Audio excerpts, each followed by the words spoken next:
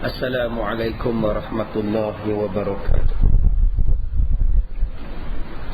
Bismillahirrahmanirrahim. Alhamdulillahilladzi khalaqas samawati wal ard wa ma bainahuma fi sittati ayyamin thumma istawa 'alal 'arsy. Ashhadu an la ilaha illallah wahdahu la syarika lah wa ashhadu anna Muhammadan abduhu wa rasuluh. Allahumma salli ala sayyidina Muhammad wa ala alihi wa ashabihi ajma'in. Alhamdulillah, kita sampai pada muka surat yang ke-25. Kita membaca Bahrul Mazi jilid yang ke-15. Ke surat yang ke-25 masih lagi berada di bawah tajuk turunnya bala daripada Allah apabila kemungkaran tidak diubah.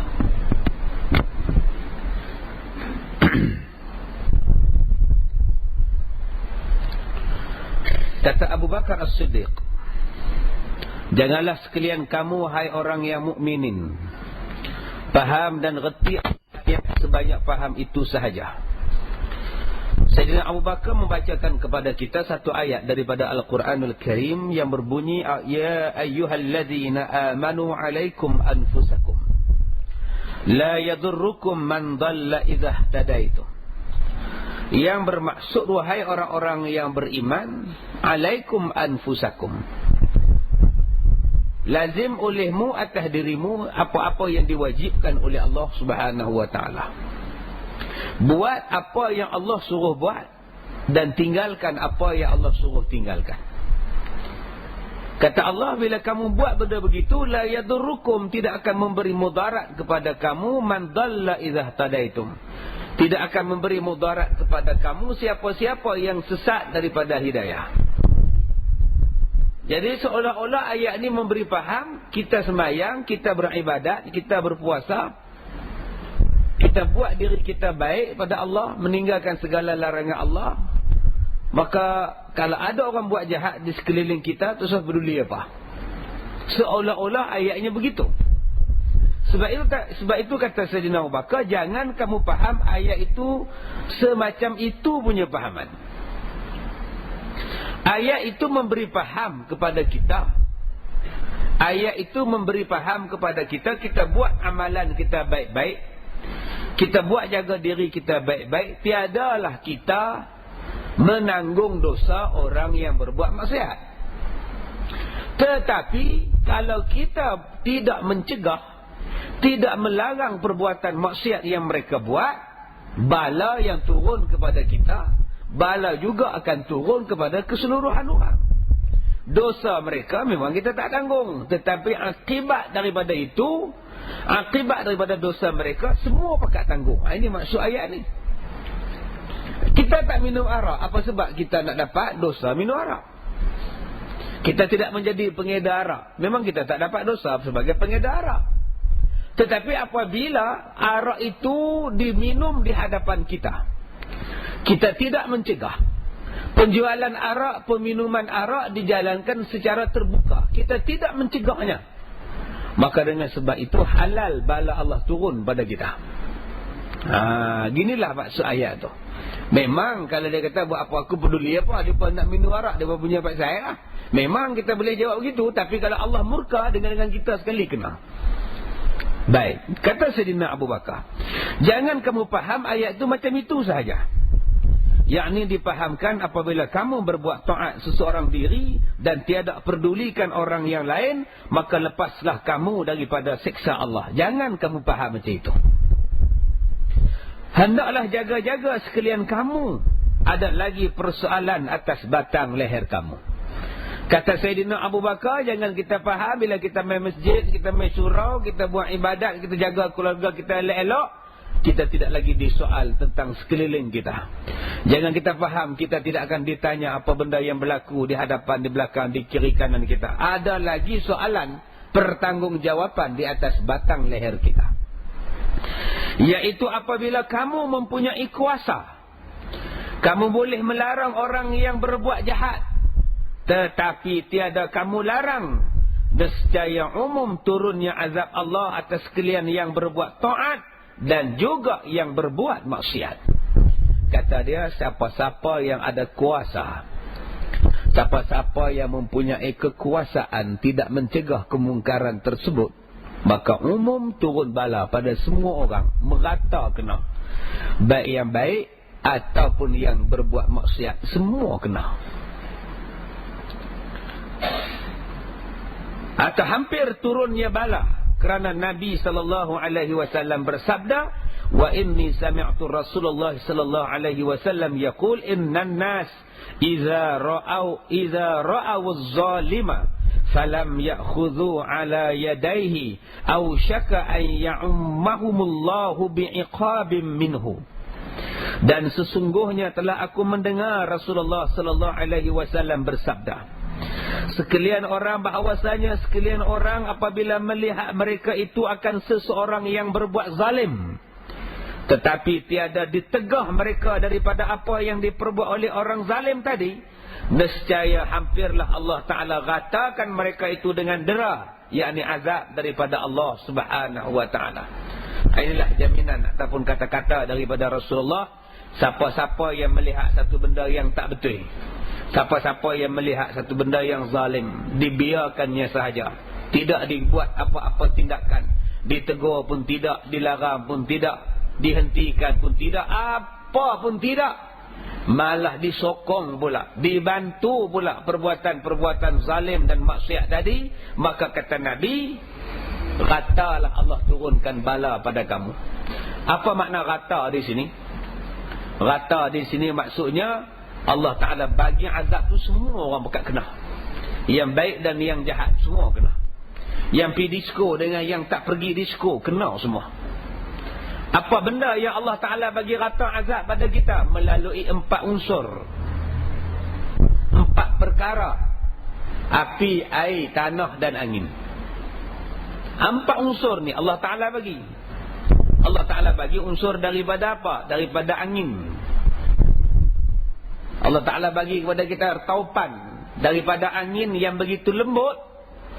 Kipas angin ni lembut, Allah kuatkan sikit kadar volume dia, maka boleh menerbangkan rumah, boleh menghancurkan segala manusia, tanam-tanaman, habis rosak dengan ribut taupan saja. Allah Ta'ala boleh bagi melalui air. Air ni boleh kita botol, dia ikut arahan kita, masuk dalam botol, kita minum air ni. Tapi Allah ubahkan sikit volume kekuatan air, dia mari serang kita, ranap, ratus ribu orang mati. Begitu juga dengan tanah. Kita boleh gondolkan bukit, kita boleh tambak tanah, tapi kalau tanah tu Allah kata runtuh, tak ada siapa boleh tahan. Allah Ta'ala bagi kepada kita dalam bentuk angin. Allah Ta'ala bagi kepada kita dalam bentuk semua benda ni, tuan-tuan. Bila tengok keadaan demikian, boleh jadi rata. Udara kita sebut, cuaca panas, sudah.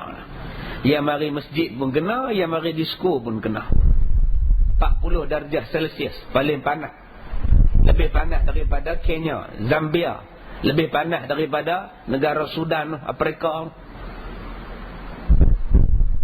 Negro mari ke Malaysia, ingat tempat mereka panas, mai ke sini lagi panas, balik-balik ke negro mereka.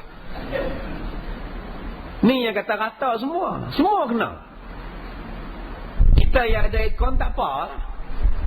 Ni suruh kita tak ada aircon, bakar apa kat di bawah tu, tak ada aircon, kita rasa baru panas, ada kipas. Lu bagaimana orang yang rumah ada kipas pun tak ada, aircon pun tak ada, kipas pun tak sejuk. Ni pasang kipas atas ni sampai 5. Kalau ada kipas tu boleh pusing sampai 10, dia pusing 10. Pasal tak ada, pun tak sejuk, duk panas lagi. Sampai ada orang yang ambil tikar, ambil bantai, tidur depan peti ais. Dia buka peti ais tu, dia tidur macam tu. Dengan anak pun main tempek sekali, bini dia pun main duduk di depan. Panas kata buka peti ais. Anak hak 2 tahun pun main juga. Lala kerabat duduk di atas bagi beku anak dia. Pasal cuaca panas. Ni yang kata bala. Ni yang kata bala. Terus dulu kata apa? Terus dulu kata equinox dah. Kalau terus dulu kata ni cuaca, terus dulu kata apa? Benda ni bala. Sudah. Dia pun ramal hujung bulan Mac baru hujan turun. Lah 3 hari kemarin hujan turun pula lah. Ramalan ahli sains pun lari. Cuaca panas ini dijangka sehinggalah akhir bulan Mac dan diminta kepada orang ramai supaya jangan mengadakan pembakaran terbuka. Dia jangka kemarau sampai bulan Mac. Saya datang tadi sepanjang jalan hujan. Ada satu tempat di Pahang banjir, pasal hujan turun. Tengah-tengah duduk panas. Cuaca yang kita tak boleh duga. Lepas ni apa pula? Paksai apa? Kata Nabi, paksai kemungkaran tidak dicegah.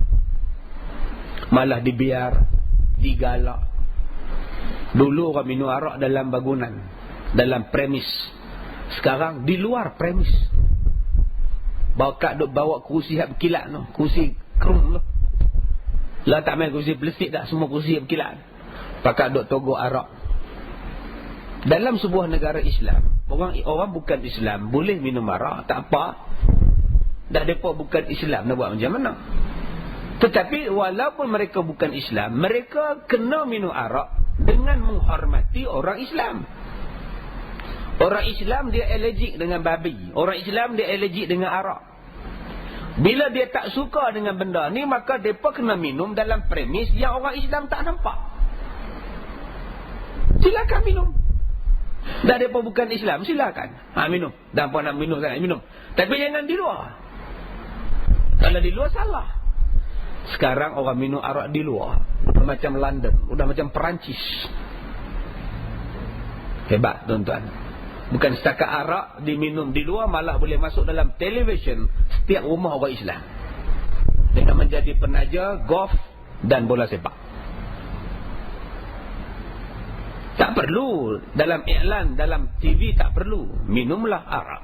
Arak mencerdaskan minda. Tidak perlu iklan gitu. Cukup dia menjadi penaja golf. Buat siaran langsung. Sekurang-kurang 10 juta rakyat Malaysia tengok permainan golf. Cukup dia menjadi penganjur bola sepak. Buat siaran langsung. Masuk pula semi-final Piala Tiger. Semua tu. Apa benda Tiger tu mak? Entah rimau gamaknya kata dia. Apa lagi Tiger rimau lah kata dia. Anak dia pergi ke pasar, pergi ke kedai makan, restoran, dia tengok, oh Tiger ni yang semalam anjur bola sepak. Dia minum macam mana? Tiger Cosber adalah jenama yang popular. Bagaimana jenama yang tak popular? Budweiser, Heineken. Ini adalah jenis arak, tetapi dipakai oleh orang Melayu. Dipakai sebagai baju, dipakai sebagai pakaian, dipakai sebagai tempat jual burger, stall burger tu, hak payung tu. Ataupun tuan-tuan masuk dalam pasar raya membeli belah, pusat membeli belah, troli yang dibawa tu duk pelekat gambar arak. Berapa banyak tuan-tuan? Haram tu. Memang tuan-tuan tak minum, memang tuan-tuan tak jual arak. Tuan-tuan bawa troli, masukkan ayam, masukkan susu, masukkan pampers budak, pusing satu supermarket. Tuan-tuan telah mempromosi iklan arak secara percuma, hukumnya haram. Sebab tu pihak yang berkuasa menghadkan. Tidak boleh syarikat arak menaja benda-benda yang digunakan oleh orang Islam. Pasal ada kuasa. Tetapi bila tidak digunakan kuasa, Nabi sebut dalam hadis ini, maka turunlah bala yang rata kena pada semua orang. Dia mari denggi. Dia kira siapa denggi? Ustaz. Tok Imam masuk hospital pasal denggi. Tok Imam. Dia tak kira siapa, budak kecil umur 2 tahun denggi berdarah mati. Lemai pula dah penyakit kuku dan mulut. Beratih budak-budak sekolah jangan pergi tadika. Pasal kuku dan mulut merebak di tadika. Kuku dan mulut ni penyakit yang kena pada lembu, lah kena pada orang. Lembu gelak tengok orang kena penyakit kuku dan mulut. Tak ada ubat. Demam denggi mana ada ubat? Bawa masuk air je betul-betul. Bukan ada ubat. Setakat ni punya canggih manusia tak ada ubat untuk denggi. Nyamuk gelak tengok kita. Ngaji universiti ubat aku pun tak ada dah. Kita duk beli benda-benda untuk sembuh ubat nyamuk. Nyamuk mati ke? Nyamuk mati ke? Kita sembuh ubat nyamuk. Tunggu 10 minit, dia bangkit balik. Seolah-olah dalam nyamuk tu sudah ada imunisasi. Kekebalan daripada racun aerosol tu. Dia racun DDT dalam ni dah tak boleh pakai lah. Dalam nyamuk tu seolah-olah dah ada imun daripada benda-benda ni. Apa benda? Kita tak tahu. Allah Ta'ala punya kuasa. Sebab tu Allah Ta'ala sebut dalam Quran, Inna Allah la yastahyi an yadriba masalam ma ba'udatan fama fawqaha. Sesungguhnya Allah tidak malu nak menakutkan umat manusia dengan nyamuk ataupun binatang yang lebih kecil daripada nyamuk. Kalau kita nak menakutkan manusia dengan manusia, kita akan menggunakan benda yang besar-besar baru takut. Kalau setakat kita nak ugut orang dengan tampar, tak main lah. Aku tampar orang, dia buat keluar penampar dia pula. Penampar aku lebih besar pada kamu. Kita tak boleh guna penampar nak nakutkan orang. Kumang-kumang kita ambil senapang, tembak. Aku tembak orang, baru dia lari. Allah Ta'ala kalau dia nak menakutkan kita, Allah Ta'ala tak perlu nak dengan perkara yang besar-besar. Allah kata, aku takutkan kamu dengan nyamuk. Allah tak malu nak ugut dengan nyamuk. Kamu lawan aku hantar nyamuk. Kalau saya ugut tuan-tuan lawan saya hantar semut. Tuan-tuan gelak tak? Gelak apa semut, hantarlah rimau, boya, takutlah juga. Allah Ta'ala dia tak sebut rimau, boya, singa, naga. Allah Ta'ala sebut nyamuk. Kamu lawan aku hantar nyamuk. Betul tuan-tuan, Allah hantar nyamuk. Kalah manusia dengan nyamuk. Kalau buka bilik gerakan membasmi denggi. Kalah tuan-tuan, mati manusia, berdarah hidung, berdarah kulit. Ataupun Allah Ta'ala hantar binatang yang lebih kecil daripada nyamuk. Virus, kuman Allah sebut. Yang lebih kecil daripada nyamuk. Ni kuman. Kuman semua burung. Kita tak ada ubat. Habis ayam kena bakar, kena sembelih. Burung semua batuk. Syekh batuk. Allahu Akbar. Ni bila main tsunami baru ni. Orang tak nak makan ikan. Sotong pun tak nak makan. Orang makan ayam. Allah ni maha adil. Masa datang semua burung dulu, orang meniaga ayam tutup kedai. Orang tak nak makan ayam. Bila main tsunami pula, meniaga ikan pula tutup kedai. Hak meniaga ayam untung pula. Oh, adil Tuhan ni. Dulu hampa belagak kami, lah hampa tutup kedai ayam pula laku. Allah maha adil tuan-tuan. Baik. Kata Abu Isa bermula ini hadis hasan lagi sahih. Negeri yang penuh dengan kejahatan lebih utama Allah Ta'ala turunkan bala. Penuh dengan kejahatan ni apa? Tak tahu, tuan-tuan boleh bayang sendiri. Kitab ni kitab baru. Kitab ni tak lama, dalam lingkungan 70 tahun. Dia tak macam kitab-kitab orang Patani. Dia tak macam kitab-kitab Arab yang ditranslate kepada bahasa Melayu yang usianya ratus tahun. Yang menggunakan bahasa lama untuk ratus tahun punya bahasa. Pagi tadi saya baca kitab Bari iaitu tulak pada 30 orang. Depa saya pun tak faham, depa pun tak faham. Ni apa ni? Saya pun tak faham. Baca kitab lama. Depa lagi tak faham. Buat-buat tu. Kitab yang kita baca ni kitab yang baru, bahasa baru. Baru sekitar 68 tahun umur kitab ni. Baru lagi lah walaupun dah tua. Maknanya tuan-tuan kalau saya tak ada pun tuan-tuan boleh baca sendiri di rumah, tuan-tuan boleh faham. Apa maksud negeri yang penuh dengan kejahatan? Negeri yang penuh dengan maksiat. Selang sebiji kedai arak, selang sebiji kedai judi. Itu maksud dia. Buka televisen program maksiat. Buka surat khabar hiburan melampau-lampau. Pergi ke taman, kejadian jelek banyak berlaku. Pergi taman bunga, banyak maksiat berlaku. Masuk pasar raya, supermarket, tengok pakaian mendedahkan aurat berlambak-lambak. Pergi ke stadium bola, tengok puluh ribu tak semayang. Ini negeri yang dikatakan penuh dengan kejahatan. Maka kata Nabi, negeri yang macam ni diutamakan turun bala. Dengan kerana dalam hadis tadi menyebutkan orang yang melihat seseorang yang berbuat zalim serta dibiarkannya, nescaya umum kena bala, sama ada orang yang taat ataupun orang yang maksiat. Timbul persoalan, kenapa orang yang berbuat taat pula yang kena bala? Yang buat pesta seks tu Ustaz dalam 20-30 orang, pak siapa kami yang tak buat kena? Kalau begitu baik kami buat. Macam ni Tuhan zalim. Dah, ada orang yang bersoal macam tu. Dia kata kalau kami tak buat, tiba-tiba kami kena bala juga pasal apa? Allah ni zalim. Allah tidak zalim. Wa ma zalamahumullah walakin kanu anfusahum yazlimun. Dan Allah tidak pernah menzalimi manusia, makhluk. Yang menzalimi makhluk ialah diri mereka sendiri. Allah dah cerita dah. Siapa yang tak cegah kemungkaran, bala turun. Kita tak cegah. Memang Tuhan turun bala, siapa yang salah? Siapa yang buat maksiat dan orang pula tak cegah maksiat tu, Tuhan turun bala. Tuhan cerita dah.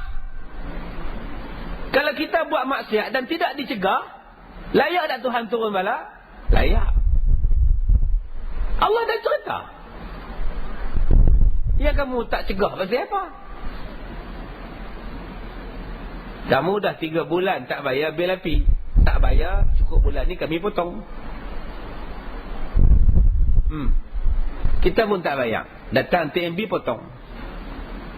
Macam mana cerita? Kata hantar notis, hantar lagi. Hang pun tahu hang tak bayar 3 bulan. Tiba-tiba datang potong. Macam mana cerita? Apalah TMB potong api mu aku. Malam ni gelap melaku. Pasal apa dia potong? 3 bulan aku tak bayar. Salah apa? Umpamanya gitu. Allah dah kata dah. Kalau maksiat berlaku, kamu tak cegah, bala turun. Walaupun kamu orang baik. Bila turun bala, nak salah apa? Ada Tuhan Haji cegah? Tak ada. Ada kamu cegah? Tidak ada. Ada kamu larang? Tidak ada. Habis. Satu. Yang kedua, Allah tidak zalim. Walaupun kita dah cegah, walaupun kita tak buat maksiat, bila Tuhan turunkan bala, kita mati. Orang yang buat maksiat pun mati, orang yang buat taat pun mati. Allah tidak zalim, kerana Allah akan mengira di hari kiamat mengikut amalan masing-masing. Yang mati berbuat dengan maksiat, dengan maksiatlah kiraan amalannya. Kita yang mati tidak berbuat maksiat di dalam taat, maka Allah menghisap kita dalam keadaan taat. Nak zalim apa? Jangan kita katakan bahawa bala bencana tu kezaliman daripada Allah. Tidak. Jika dalam bala bencana tu budak umur 2 tahun mati, umur 1 tahun mati, kita tak boleh kata dia zalim. Itu dah sampai ajai, nak buat macam mana? Zalim macam mana budak tu umur 1 tahun, 2 tahun mati dalam tsunami? Budak ni dijamin syurga. Zalim apa? Nak zalim apa? Sian, anak kamu baru 2 tahun dah mati ya. Mak duk teriak lagi. Datang jiran sebelah rumah dia. Kesian dah, Tuhan pun satu. Ambil anak orang lain lagi. Anak kamu juga dia ambilnya. Zalim apanya? Budak tadi mati, confirm masuk syurga. Masuk syurga zalim ke? Tidak zalim. Yang kata tu pun belum tentu masuk syurga. Atau kamu tak mati-mati kamu masuk syurga? Itu tanya dia. Dia tak boleh jawab. Jadi jangan nampak benda itu zalim. Tak ada zalim. Budak-budak yang main di pantai Terengganu, mati tiba-tiba tengah main air, main ombak, datang ombak besar, buat lari lepas. Lepas berrehlah, bercuti.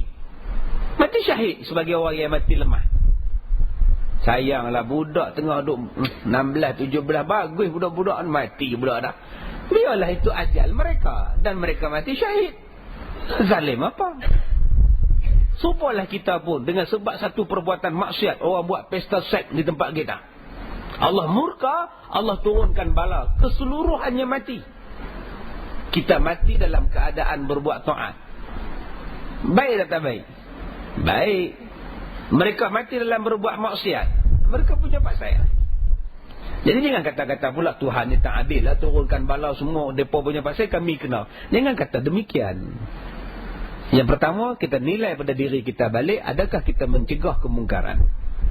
Kalau kita dah cegah kemungkaran, mereka buat juga, ditakdirkan kita terlibat dalam bencana tersebut, maka itu bukan kezaliman daripada Allah. Itu tandanya Allah kasih kepada kita, masukkan kepada tempat yang baik di hari kiamat, mudah-mudahan. Baik. Dengan kerana itulah dalam hadis ini menyebutkan orang-orang yang melihat orang yang berbuat zalim serta dibiarkan, nescaya umum kena bala orang yang taat dan orang yang maksiat. Maka pada negeri yang penuh dengan kejahatan dan maksiat dan segala kerja yang keji pada syarak, tidakkah lebih utama turunnya beberapa bala, manakala tidak dilarang dengan sebenarnya. Dia kata dua benda ataupun dua pihak yang kena bertanggungjawab. Yang pertama ialah ulama. Ulama-ulama membisu. Bila maksiat berlaku, ulama membisu. Di Perak mesti larang syuh heboh. Alhamdulillah syuh heboh cancel di Perak. Patut 5 dan 6 Mac cancel, mereka pergi buat perlih. Perak cancel. Selama 6 bulan ni tidak ada perayaan. Kita ucap tahniah lah pada kerajaan negeri Perak. Buat satu tindakan. Tak nak buat konsert, tak nak buat perayaan besar-besaran, mengenang balik orang-orang yang tsunami. Ada lagi orang yang tsunami yang belum jumpa lagi. Okey ya. Orang tak ada. Tak ada. Syekh Heboh tak ada di Perak. Nampak muka tuan-tuan sedih, macam tak puas hati. Mana tahu aku nak pergi sana, nak tengok Syekh Heboh. Yang terbaru di Terengganu. Di Terengganu, kerajaan Terengganu membenarkan buat karnival, tapi konsert tak dibenarkan. Alhamdulillah, koman-komannya ada juga. Walaupun Terengganu tak terlibat secara khusus dalam tsunami. Perlis tak terlibat secara khusus buat juga. Tu kalau Tuhan turun bala je lah. Perlis, Kedah, Penang ni negeri hak di Malaysia yang terlibat kena tsunami. Patut ambil lah yang terlibat. Kita tak larang masalah syuh heboh ni. Tuan-tuan nak pergi syuh heboh, sekadar nak pergi gerai-gerai jualan, nak temu dengan penyampai berita, silakan. Yang kita tak setuju ialah adanya konsert, ada nyanyian. Yang ni yang kita bantah. Kalau setakat nak buat macam pasar minggu, silakan. Bernas buka gerai, orang jual biskut buka gerai, orang jual telefon buka gerai, nak jualkan barang-barang mereka, tak larang, silalah jual. Tapi perlu apa ada konsert?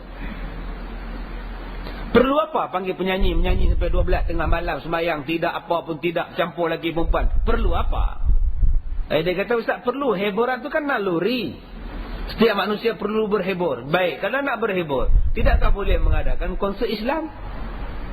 Panggil kumpulan-kumpulan nasyid, kemudian sertakan sama malamnya forum perdana. Salah apa? Tak ada siapa bantah. Silakan buat. Masalahnya ialah manusia jadi lalai. Sebab tu anak-anak Melayu gagal mendapat keputusan yang baik dalam setiap kali peperiksaan. Kerana anak-anak Melayu kita dihabiskan masa dengan hiburan. Berbeza dengan anak bangsa lain. Mereka tak pergi konsert syuh heboh. Ketika besar-besaran konsert syuh heboh di Stadium Bukit Jalil tahun lepas, masyarakat India berkumpul di Batu Kip untuk buat sembahyang hajat bagi mereka untuk meluluskan anak-anak mereka dalam UPSR. Ada pergi minta kat tokong mereka. Tak tahulah mereka baca apa. Tapi yang pasti mereka tak baca Yasin lah. Mereka minta mak-mak pak mereka ni pergi berkumpul untuk dapatkan anak-anak mereka ni jawab UPSR dengan baik. Hari yang sama orang Melayu berkumpul di stadium untuk menyanyi. Lagi 2 hari nak puasa baru berkumpul di masjid baca Yasin. Siapa nak makbul doa? Rizak daripada UPSR. Di mana kedudukan anak-anak Melayu? Anak Melayu hanya cemerlang di sekolah asrama penuh. Sekolah yang tak ada asrama ataupun semi penuh, apa jadi? Tak jadi apa. Bila ulama tegur, ulama dia kata jumud, beku, tak maju. Tsunami berlaku pun pasal ulama beku. Tsunami berlaku, ulama salah, dia kata. Ulama ni jumud, tak moden. Kalau anak murid di sekolah melawan cikgu, Jadi biadab di sekolah, salah siapa? Yang bertanggungjawab siapa? Cikgu. Kalau orang tu sakit di hospital, tersilap bagi ubat, salah siapa? Doktor. Kalau dia pakar tentera, tersilap melepaskan bom, meletup satu batalion, salah siapa? Salah pengurusan tentera. Kalau dia buat bas ekspres, langgar bas ekspres yang lain, mati 80 orang, salah siapa? Salah driver bas. Kenapa dalam semua benda nak salahkan ulama? Siapa yang bertanggungjawab? Dialah yang salah. Dia yang perlu dipertanggungjawabkan. Ulama dalam bidang agama menasihati, mengajar. Sains ahli sainsnya, tentera ahli tenteranya. Takkan ulama nak duduk semua tempat, the right man on the right job. Takkan ulama macam saya, ustaz macam saya ni nak pergi duduk tempat saintis, nak pergi cek kuman apa, ubat apa. Bukan kerja saya. Kerja saya mengajar hukum. Ketika kejadian gempa bumi di Aceh 8.59 pagi, tsunami melanda di Malaysia pukul 12.30 hari. 4 jam tsunami bergerak ke pantai Malaysia. Jabatan Kaji Cuaca, Jabatan Alam Sekitar tak dapat mengesan kejadian tsunami. Takkan ini salah ulama? Ni ulama punya pasal kami tak dapat kesan ni. Apa pula? Ulama bukannya ada komputer, bukan ada satelit di tangan. Apa punya bahalul orang boleh buat kenyataan macam ni? 4 jam ombak bergerak dengan kelajuan 500 km sejam. Tak dapat dikesan. Habis orang mati di Batu Perenggi. Ulama punya pasal kan pelik punya ni tuan-tuan. Subhanallah. Ulama, kalau ulama tidak menegur, alhamdulillah di Malaysia ulama-ulama masih menegur. Terlebih tegur ke dalam. Yang kedua kata dia ialah pemimpin. Jika pemimpin tidak menegur, tidak melarang, halai Tuhan turunkan bala. Dua golongan ini Allah tengok, al-ulama wal-umara, ulama dan pemimpin. Dua benda ini baik, baiklah umat. Dua benda ini tak baik, jahatlah umat. Ni tuan-tuan buka ni, muka surat 24 tu. Bukan saya kata, hadis Nabi kata. Tak ditegur dua-dua benda ni, apa jadi? Rosaklah semua dia. Buka muka surat 24 tu, baca. Baik. Kemudian, maksiat itu tidak harus didiamkan. Siapa yang mendiamkan maksiat, kalau dia ulama, dia dipanggil sebagai syaitan bisu. Itu dia. Siapa yang dia tu ulama, dia diamkan maksiat yang haram, dia diam, tak kata apa. Nabi perumpamakan dia setan bisu. Setan, tuan-tuan. Baik. Sesungguhnya dengan hadis tadi menunjukkan tidak boleh, tidak harus, maksudnya tidak boleh. Tidak boleh didiamkan daripada melarang perkara-perkara mungkar. Tak boleh diam. Ini hak mereka nak buat Suruhanjaya antara agama ni. Ia nak meletakkan Islam sebaris dengan agama-agama yang lain. Ini benda yang patut tuan-tuan tentang. Tuan-tuan di sini macam-macam jawatan. Pengaruh, gunakan pengaruh dan jawatan tuan-tuan untuk tentang benda ni. Nak meletakkan agama Islam sebaris dengan agama lain di bawah satu Suruhanjaya. Sedangkan Islam bila sebut sebagai agama resmi, Islam adalah yang tertinggi. Ada cadangan yang nak buat, nak mencampur, mereka nak mencampuri urusan agama. Hampa lawyer sudahlah. Yang dia sibuk pasal agama, pasal apa? Nak membina Suruhanjaya antara agama ni bermula tahun 70-an lagi. Tahun 70-an dah ada cadangan benda ni. Tapi dibantah. Akhirnya tahun 2004, 2005 jadi juga. Sampai buat seminar dan ada menteri yang pergi resmi. Bila menteri pergi resmi, ini menandakan bahawa satu pengiktirafan. Ini satu benda yang bahaya. Bukan boleh main-main benda ni. Sepatutnya mengambil langkah yang berkecuali. Kami tidak mau terlibat. Kalau hampa nak buat, kami tak mau terlibat. Ini sepatutnya. Kerana telah termaktub dalam perlembagaan, Islam tidak boleh diganggu-gugat sebagai agama resmi. Bila sebut agama resmi apa makna? Maknanya speaker boleh letak di atas. Agama lain tak boleh letak di atas. Bila sebut Suruhanjaya antara agama, mana-mana agama boleh meletakkan pembesar suara mereka di atas. Itu maksud perlembagaan. Agama Islam boleh disebarkan. Agama lain tidak boleh disebarkan secara terbuka. Ini kelebihan agama Islam sebagai perlembagaan dalam perlembagaan. Agama Islam mempunyai cuti yang lebih banyak daripada agama-agama lain. Sebab itu dalam Islam ada cuti awal Muharram, Maulidur Rasul, Nuzul Quran, Raya Haji, Raya Puasa, Ma'al Hijrah, Isra' Mi'raj, semua cuti. Kalau Islam sekarang dah ada 6 cuti, maka agama lain juga akan minta 6 cuti. Cap Gomeh dia minta, bulan bintang dia minta, hari bulan bakal batuk nenek dia pun dia minta. Ni bahaya ni tuan-tuan, kerana mencabar. Sekarang dah elok dah, tidak ada perselisihan kaum. Negara kita dah elok, tak ada pertikaian antara agama, elok dah. Bila dibuat macam ni, seolah-olah nak menimbulkan benda yang duk terdiam elok-elok. Ni cukup bahaya. Dan kita leceh, kita rasa leceh. Yang duk cadang benda ni ialah orang Melayu, orang Islam. Dia nak tiru Afrika Selatan, dia nak tiru England. Di England tempat-tempat awam semuanya agama boleh masuk. Daripada prayer room, semua agama boleh masuk. Kamu orang Islam nak sembahyang di sini boleh, kamu orang Majusi nak sembahyang di sini boleh, kamu orang Yahudi nak sembahyang di sini boleh. Sekarang Islam sebagai agama resmi, stesen kereta ada suraunya. Itu hak orang Islam. Taman-taman perumahan kalau nak dibuka mesti ada tapak untuk surau atau masjid untuk orang Islam. Ini hak sebagai orang Islam. Bila ditubuhkan Suruhanjaya ini, bila mereka komplain, mereka juga akan minta. Bila dibuka taman, ada tapak untuk gereja, tokong kuih dan sebagainya. Bila sebut stesen kereta api, stesen LRT ada surau dan sebagainya, mereka juga akan minta tokong mereka di situ. Ini dah mencabar. Ini bahaya. Jadi kita minta tu duk bincang. Terus duk tangguh lah, batal terus.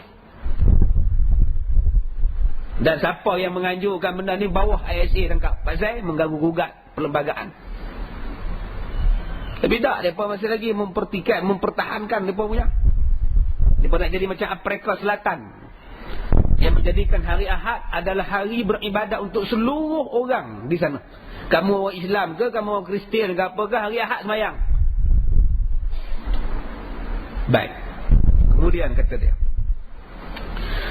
istimewa pula kata dia, tak boleh didiamkan perkara yang mungkar. Istimewa pula pemerintah muslimin yang cukup mempunyai kekuasaan di dalam tangan, dan ulama yang boleh memberi jaga dan memberi takut dengan beberapa nasihat dan ingatan akan hukum syarak dan macam-macam pengetahuan yang ada di dalam dada.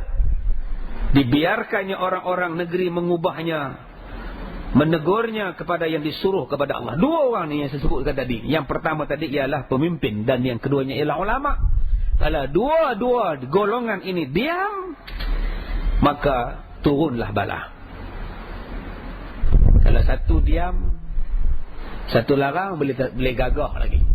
Tapi kalau dua-dua diam, tunggulah. Tu saya kata apa lah. Hari ni saya nyembang dengan satu sahabat. Bila Mufti Perak dulu melarang, meminta, menasihati, dia bukannya dia ada majlis mufti, dia sebagai jurucakap majlis mufti. Dia bukannya keputusan daripada dia, keputusan bersama.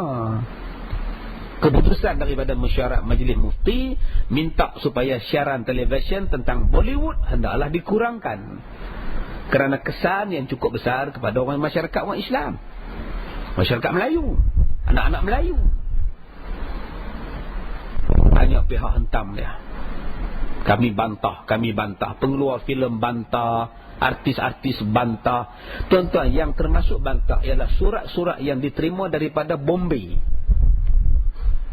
Bukan setakat dalam Malaysia yang hantar surat pada Datuk Seri Mufti.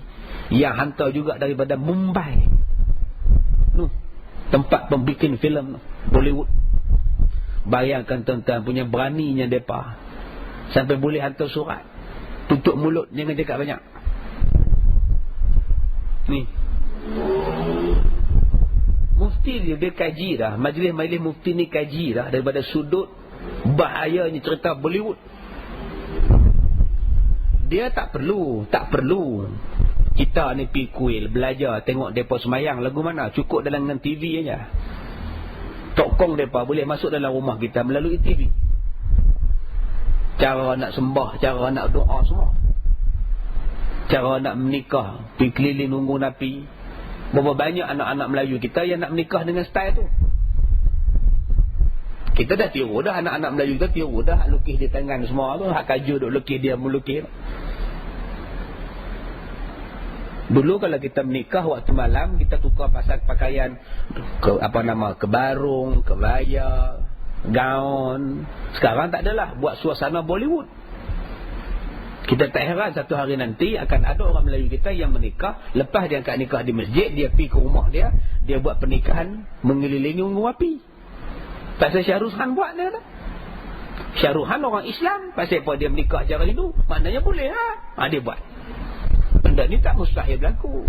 Ditambah kejahilan kita, kejahilan masyarakat Islam zaman sekarang.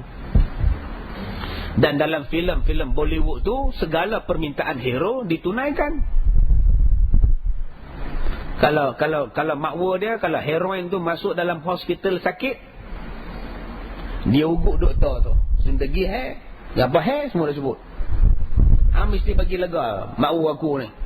Doktor kata sabar dulu, bini hang teruk accident. Hero tu buat apa? Dia start motor, dia pergi kuil. Dia maki pula dekat tokong dah.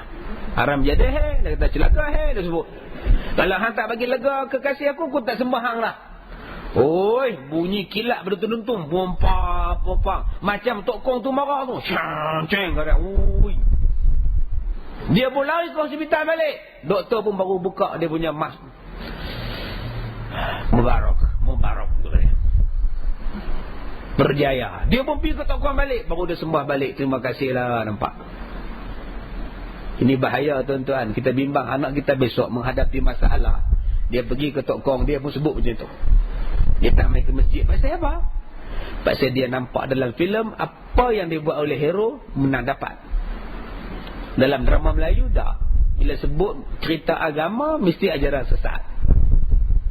Dia pun nak percaya apa dengan agama. Dah, cereka sempena dengan ma'al hijrah. Saksikan kembali ke pangkal jalan. Mesti dia cerita ajaran sesat. Pakai serban mesti sesat. Pakai jubah mesti sesat. Pelakon dia M. Rajuli. Macam mana mereka nak ambil Islam? Tak ditunjukkan langsung Islam tu baik. Dalam filem Fenomena, lakonan Search, orang kampung bantah. Mereka ni buat konsert dalam kampung. Tok Imam bantah. Tak siapa buat di sini yang kami nak mengaji, kami nak sembahyang. Dalam filem Fenomena. Di akhir filem itu, Tok Imam tadi pergi jumpa dengan kumpulan Search, minta maaf, buatlah konsert apa. Yang ma'ruf tunduk pada yang mungkar. Ini yang berlaku. Sebab tu kita tak heran. Sa kata batal saman orang yang duduk dalam disko, Allah Ta'ala turunkan panas 40 darjah Celsius pada kita. Dah confirm duduk dalam tempat orang minum arak. Dah confirm duduk dalam disko bercampur lelaki perempuan dengan pakaian menjolok mata. Tiba-tiba dikanselkan pendakwaan pada mereka. Hari ini cancel, besok 40 darjah Celsius, hutan terbakar beratus hektar yang termusnah. Nak jawab apa? Tuhan sekarang tuan-tuan, dia bagi cash bala. Dia tak ada kredit bayar dulu ke, kredit prepaid apa tak ada. Semua cash. Dia mana ada? Tuan-tuan buat hari ni, sampai lah. Buat hari ni, sampai lah. Sebab tu kita perlu takut pada Allah Subhanahu Wa Taala dengan sebenar-benar takut. Sesungguhnya zaman kita ini ialah zaman yang sehabis-habis cukup perkara larangan syarak. Merata negeri dan desa. Tuan-tuan, ni yang kata Allah Ta'ala ni maha bijaksana. Ilmu ni rezeki tuan-tuan. Tuan-tuan jangan nampak air fama ni je rezeki. Jangan nampak saya turun tadi bawah, secek di bawah makanan apa, bihun ada, keropok ada bawah rezeki tu. Kalau depa tak curi lagi lah. Ada satu masjid tuan-tuan buka puasa, depa buka puasa kurma, minum air 2 gelas, segelas. Nasi depa simpan letak dalam bawah lapik paper. Habis makan kurma 2 biji, gelas air segelas, depa naik sembahyang maghrib. Turun pada sembahyang maghrib, lauk hilang kena curi. Hilang tuan-tuan lauk. Makji tu ada 3 orang makji teriak menangis. Kawan lapar buka puasa tak ada, menangis balik rumah nasi tak masak. Lah jahatnya orang. Kita ingat depa curi besi buruk aja. Nasi pun depa balun. Dan kita doa pada Allah Taala, selamatkanlah nasi di bawah tu. Tu yang ramai tak khusyuk sembahyang. Habis wirid tak ada doa, turun cuk dululah. Bukan kata makanan tu saja rezeki tuan-tuan, ilmu pun rezeki. Makanan kita di bawah siapa sponsor kita ucap tahniah lah, syukur pada Allah, terima kasih banyak-banyak. Yang datang malam ni adalah rezeki dia. Itu makanan. Berapa ramai yang tak ada makan pasal tak dapat rezeki. Begitulah kita dengan ilmu. Bukan semua orang dapat ilmu. Ilmu pun rezeki daripada Allah. Siapa yang berusaha dapatlah makanan. Siapa yang rajin bekerja dapatlah rezeki, gaji. Begitulah dengan ilmu. Kalau dia rajin berusaha, dia rajin menuntut ilmu, dapatlah dia ilmu, maka dia itu rezeki. Ni tok guru kita ni, dia ni seorang ulama besar. Dia dapat rezeki. Rezeki apa? Ilmu. Walaupun dia tulis kitab ni, usia dia sekarang kitab ni berusia 68 tahun, tapi usia 68 tahun itu dia telah nampak apa yang akan berlaku di zaman kita. 68 tahun maknanya tahun berapa? 30 berapa? Kitab ni tulis tahun berapa? 37. Kurang lah. Tahun 37 habis kitab ni ditulis. Tahun 37 ada apa? Tahun 37 di tanah Melayu ni ada apa? Tak tahu. Hutan banak lagi. Kereta pun tak ada lagi. Jarang-jarang. Dia pakai lancar, kereta kuda, kereta lembu je. Apa ada? Panggung wayang confirm tak ada. TV lagi tak ada. Apa yang ada maksiat? Tak banyak. Tapi dia dah nampak dah apa yang berlaku sekarang. Dia tulis ni, dia kata sesungguhnya zaman kita ni zaman yang sehabis-habis cukup perkara larangan syarak. Seolah-olah dia tahu inilah yang dipanggil hidayah, yang dipanggil ilham. Sebab tu kalau tok guru cakap, kalau ustaz cakap, dengar diam, ikut. Susah duk bantah dia. Apa yang dia cakap tu dia tahu, dia fikir, dia kaji dah, buatlah. Kita buat sudah. Sekarang ni pasti kita suka tanya balik. Apa dah ni, pelik betul lah. Kita suka macam tu. Kita suka bertikai. Maksud kita anggap kita bijak pada dia. Memang kita bijak daripada satu sudut. Tapi mungkin kita tak dapat hidayah daripada Allah yang dipanggil ilham. Kita tak dapat. Dia dapat. Entah dia bangkit sembahyang malam, dia doa pada Allah. Dia bangkit qiyamul tahajud pada Allah. Allah bagi ilham pada dia. Allah bagi petunjuk pada dia. Mana kita tahu? Apa yang dia cakap kita buat selagi mana benda tu tak salah pada syarak. Ikut aja. Ni dia sebut ni. Dia kata merata di zaman kita seperti hari ini seperti zina. Berterang-terang disediakan nyata-nyata tempat rumah sundalnya. Betul tak betul? Betul ya? Betul kita berjalan lah tuan-tuan duduk Kuala Lumpur ni, apa tak ada api bintang. Jalan kalau rajin, kalau malam pukul 10, pukul 11, pukul 12, pukul 3. Menceretek duduk tunggu dekat kaki-kaki 5. Tak daripada perempuan bertulen sampai perempuan tak tulen. Kita lalu ada saja yang tegur kita, brother, mau ayam kah? Kita tanya dia balik, ayam apa? Ayam percik. Ayam lah, mau lah. Ayam percik pula nak buat apa? Mana aku tahu, aku ngawang percik. Dia tanya direct tuan-tuan. Nama lah. RM30, RM20, RM50. Ni yang kita baca dalam surat khabar hari ni, Harian Metro.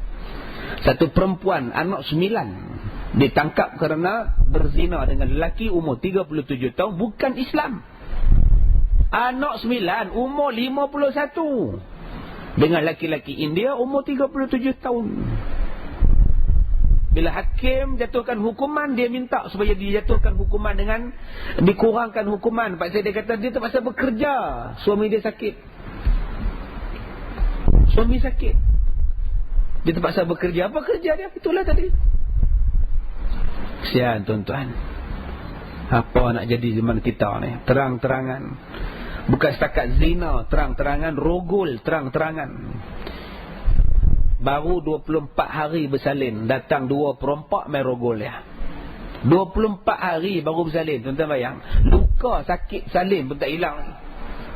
Bekas jahit tu pun, Allah. Anak sulung pula tu.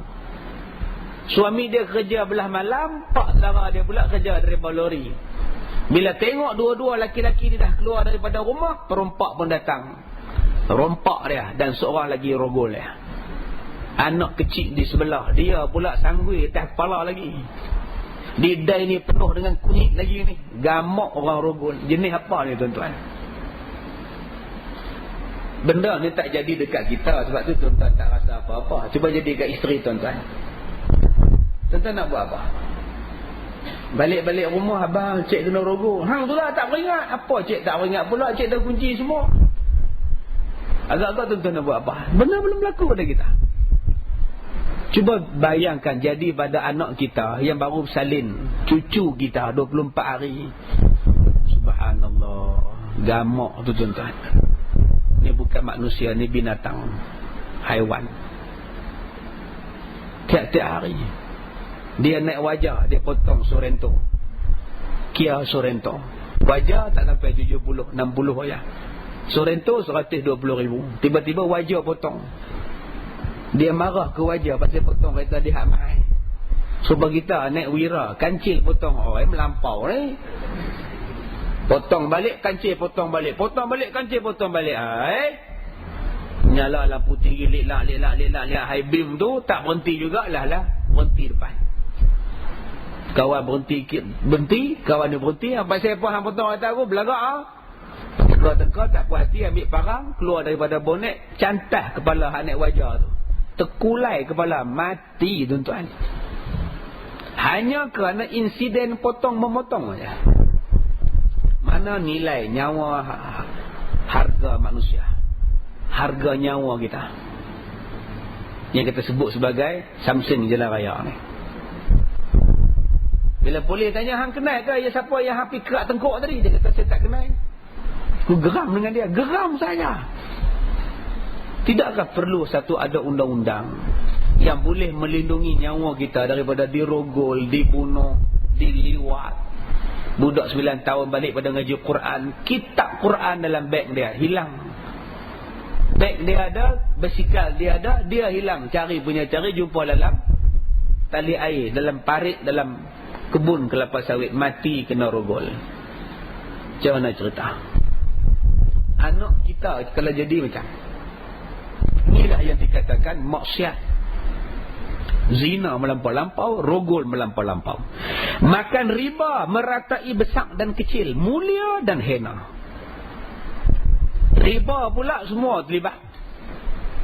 Kereta kita riba ke apa? Insurans kita riba ke apa? Insurans kereta kita tu riba ke apa? Rumah kita semua pegang kena. Dia kata yang kena ni siapa? Orang besar dan kecil, ataupun jumlah yang besar dan kecil, ataupun yang mulia dan hina. Semua main. Alung tu saya cerita lah. Dengan riba, dengan apa semua ni. Minum arak itu berterang-terang jua. Di mana-mana ceruk, sekurang-kurangnya minum biar. Disebut apa? Biar. Kita sebut biar. Mata ni botol arak tu sepah tengah jalan, tak ada apa. Tak traffic light tu, dia betul-betul berhenti tengok. Banyak botol-botol arak sepah. Tak ada apa-apa lah. Saya tahun lepas pergi duduk satu hotel orang Melayu kita. Habis ceramah pukul 1 pagi sampai hotel. Ya, 1 pagi sampai hotel. Minta kunci bilik, nak masuk bilik. Dia ke mana tahu, mereka ni tinggal ke mana tahu. Dia tak tugas belas siang perempuan balik dah. Dia sebagai ganti. Aduh, nak bilik apa? 1, 2, 2. Yang mana rupa mabuk bau arak ni Tuhan saja tahu. Patut cari tak jumpa mabuk. Tu hotel orang kita. Bukan hotel yang diuruskan oleh orang bangsa asing. Hotel orang kita. Mabuk. Ya Allah. Merata tuan-tuan, budak-budak minum arak, pergi konsert minum arak, balik tengah-tengah malam minum arak, malah jadi bangga pula orang Melayu minum arak. Jadi bangga pula, jadi standard pula minum arak ni. Baik. Dan pajak judi pun punya banyak. Kedai nombor ekor tak ekor ni banyak. Dan macam-macam rupa adanya. Ada hak ekor, ada hak tikam, SMS. Ni nak main pula SMS ni. Dulu mereka untung dekat 10 juta. Hanya SMS kan penyanyi mana yang versatile, yang versatile talent. Orang Melayu kita majoriti hantar SMS. Untung pada syarikat tu 10 juta. Dalam tempoh sebulan menganjurkan Idol, Fantasia. Ini nak main pula dah Fantasia ni. Berapa banyak air mata yang nak dicurahkan, bertantan. Yang tak ada kena-mengena apa, duduk di kampung, duduk hutan banat, gua musang, nama pun gua. Teriak bila tengok tersingkir. Sudah sampai masanya peserta tersingkir. Teriak lu, teriak. Apa kena-mengena? Apa yang menangis? Anak hang ke? Anak saudara kan yang teriak teruk sangat ni. Hantar SMS. Saya dah sebut pada tuan-tuan dulu. Ada yang hantar SMS kerana nak menang sebuah kereta. Dia sanggup hantar SMS dia RM30,000. Tak berhenti hanya kerana nak menang kereta. Tiba-tiba tak dapat. Bila tanya pada penganjur, orang lain dapat. RM30,000 tu tak kebahalul nama dia tuan-tuan. Kalau RM30,000 duit dia beli sini kan dia tak dapat dah kereta tu. Tu yang kata bodoh tuan-tuan. Bila ustaz sebut bodoh dia marah. Dia hanya nak masuk pertandingan yang belum tentu dia dapat. Dia hantar SMS RM30,000. Kalau RM30,000 tu dia pergi beli kereta, dapat dekat dia geran nama dia semua clear. Beli Wira second hand tahun 2000, 2001, 2002 baru RM34,000. Dia masih cerdik tu lebih. Lah tiap-tiap bulan kena bayar dekat syarikat apa nama telekomunikasi tu. Subhanallah. Oh, kita mudah tertipu lah. Tak label semua ada. Makcik pakai tak ada cap. Tak ada cap, tak ada cap. Beli minyak tin gomba je, tahu gomba. Temu ramah dekat setengah jam dia temu ramah. Makcik terima kasih kerana memberi kerjasama kepada kami. Sekarang kami nak beri hadiah pada makcik atas kerjasama makcik tadi. Di sini dalam sampul surat ada 5 keping. Makcik bercabut mana-mana satu untuk makcik mendapat hadiah daripada pihak kami. Iya ke ni? Kata dia. Apalah rezeki pagi-pagi Jumaat ni. Dia bercabut sebuah mesin jahit singa. Berharga 1,600 makcik. Ya Allah, makcik memang minta benar singa-singa ni kata dia. Tak sangka dapat. Okey, disebabkan makcik telah menangi hadiah, mesin jahit ini sebenarnya berharga 1,600. Disebabkan makcik telah menang, kami beri diskaun pada makcik hanya 1,200. Makcik perlu bayar 1,200 sahaja, 400 kami diskaun. Inilah hadiah kami. Tadi kata beri. Yalah, hadiahnya 400 beri lah. 1,200 makcik bayar, 400 beri. Tak naklah makcik mana nak cekau 1,200. Makcik telah membuka sampul surat. Mengikut undang-undang syarikat kami, siapa-siapa je buka sampul surat ini, boleh dia bawa seksen. Sudah tuan-tuan. Kawan tu dengar nama seksen, kawan turun pensen terus. Tu yang buat keluar duit bawah tika, ambil cocok duit pergi ke bank. Mereka ikut sampai pergi ke bank. Makcik buat keluar, kami tunggu duit. Subhanallah. Sampai begitu sekali kemungkaran daripada jualan langsung ni. Sampai begitu menipu. Jualan langsung bagus, meningkatkan ekonomi. Tapi jangan sampai menipu. Dengan sebab adanya penipuan-penipuan begini, ejen-ejen jualan langsung yang sah, yang betul-betul buat kerja elok-elok, akhirnya mereka pun susah mencari rezeki. Satu seekor lembu bawa benda yang lumpur, habis yang lain terpalit sama. Dengan sebab seekor kerbau yang buat rosak. Baik, kemudian katanya lagi. Dan macam-macam, dan berlaku segenap masanya, ialah seperti loteri, dan bertaruh sabung menyabung, dan bertaruh lumba kuda, dan lain-lainnya daripada macam-macam dosa besar. Yang saya tak perlu hurai, tuan-tuan lebih faham dan arif daripada saya. Maka sekalian yang tersebut tadi dilarang dan disuruh syarak larang dan tegah kepada ulama dan orang-orang besar dan pemerintah muslimin dan siapa yang mempunyai kuasa.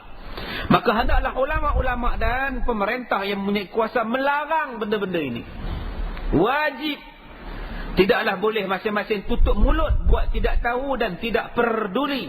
Kerana didiam dan tidak peduli, tidaklah ia mengubahkan segala perkara mungkar, bahkan seolah-olahnya menyukakan, dan dia pula menjadi sudi dan reda dengan perbuatan maksiat. Sukut bermakna reda. Diam itu tandanya setuju. Bila setuju dengan maksiat, tanggung-tanggunglah bala.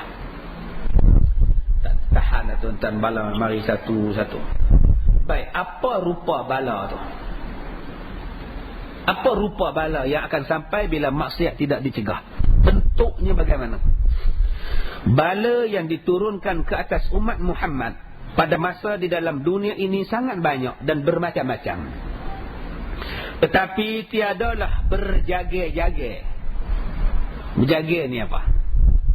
Orang bodoh sebut berjaga. Berjaga ni maksudnya nampak terang-terang. Ya.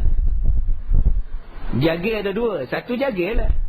Kamu kerja apa? Jaga gitu dia. Jaga kedai mah. Jaga. Kamu kerja apa? Jaga gitu dia. Tapi tidur. Tapi dia jaga tidur elok. Itu namanya jaga. Dia kerja jaga. Satu lagi dalam orang parit, jaga maksudnya apa? Udah nampak terang-terang. Kalau hantu tak nampak, dia nampakkan secara terang-terangan. Itu dipanggil berjagal.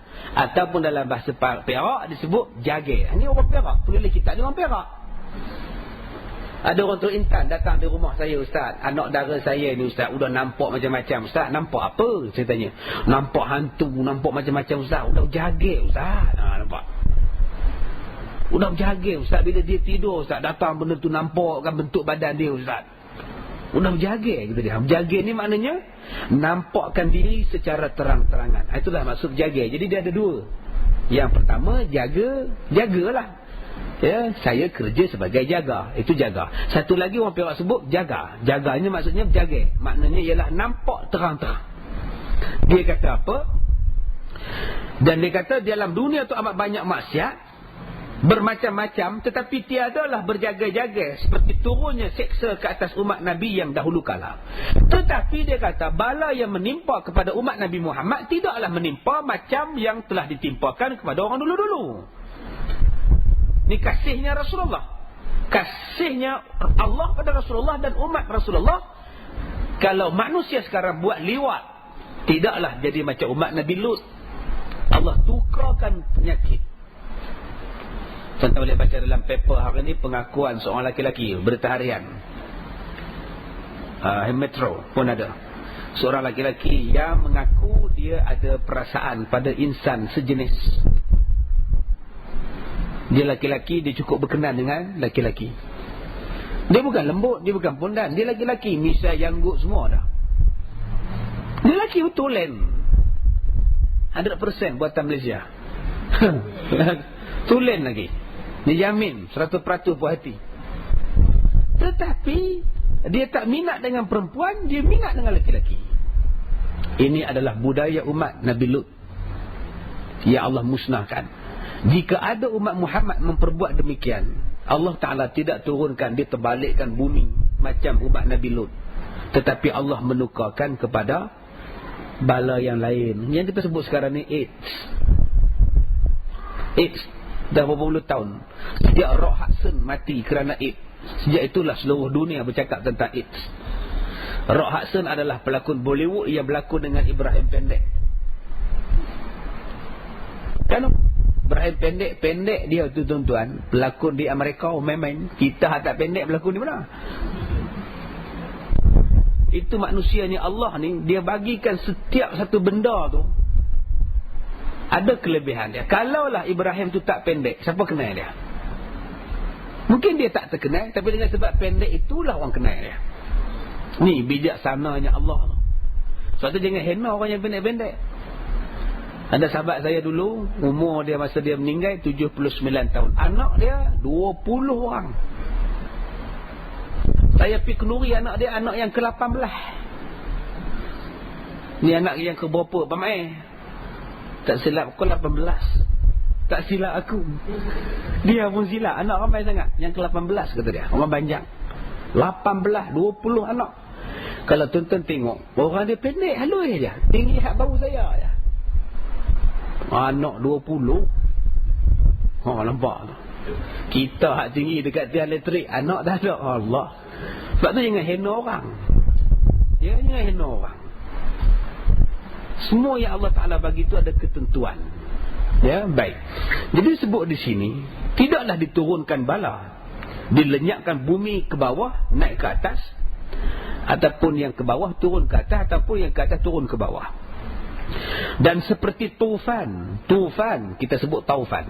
Hindustan pun sebut tufan.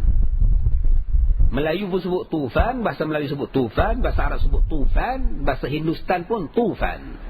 Bahasa Hindi, Urdu. Ya, kalau tuan-tuan tengok tufan, lakonan ambil tak bacam. Tufan dia berlakon. Taufan Nabi Allah Nuh alaihissalam. Tetapi diturunkan Allah bala dengan tiada nampak. Macam mana? Memang Allah tak turunkan bala seluruh dunia banjir. Tapi Allah turunkan bala dalam bentuk yang manusia tak perasan dan tak nampak. Bahkan tiba-tiba merasai deranya. Adanya susah. Tiba-tiba akhaznahum baghtatan. Bala yang sampai pada kita, kata dia, diturunkan secara tiba-tiba. Tsunami, siapa sangka? Siapa sangka tsunami? Orang yang tangkap ikan mendapat hasil 5,000, 3,000 sekali tangkap hasil. Yang tak pernah dapat ikan banyak, rupa-rupanya tsunami nak datang. Ikan pakat lari keluar habis dah. Tak dapat rasa, tiba-tiba dia main. Dan adanya datang susah. Susah tu apa? Susah daripada rezeki, susah daripada hidup.